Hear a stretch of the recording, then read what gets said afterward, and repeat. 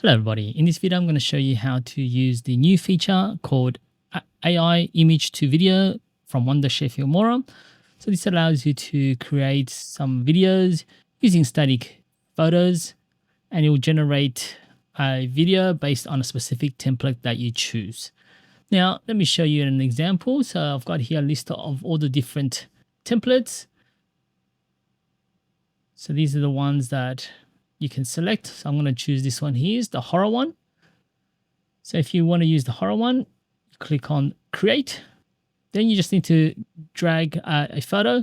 So I'm just going to upload this static photo, hit submit. Now it's going to use up around 250 credits. So I currently have 1525 credits. So on a month, you get 2000 credits depending on the subscriptions that you're on. So just remember that every time you generate, you'll use 250 credits when you use this feature. It also depends on what type of template you want to use. So I'm just going to fast forward this. It will take a little while, so just let it run in the background.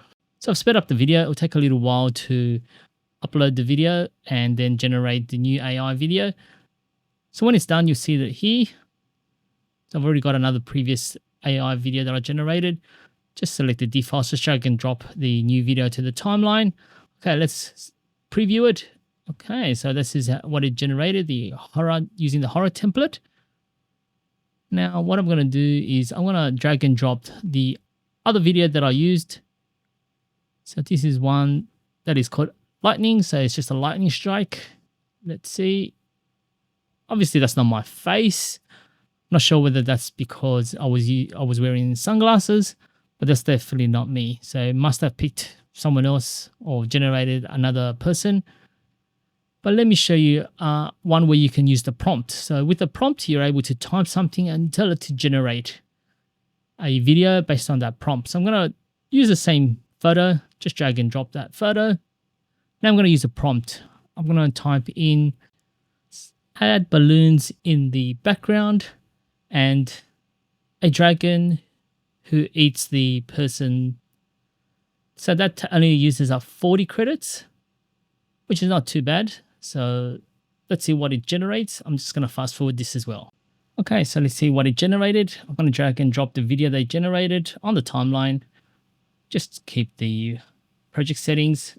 Okay, so this is the video on the timeline. Let's see what it created. Okay, pretty interesting. One, there was no balloons in the background. And two, you can still see some of the face at the end.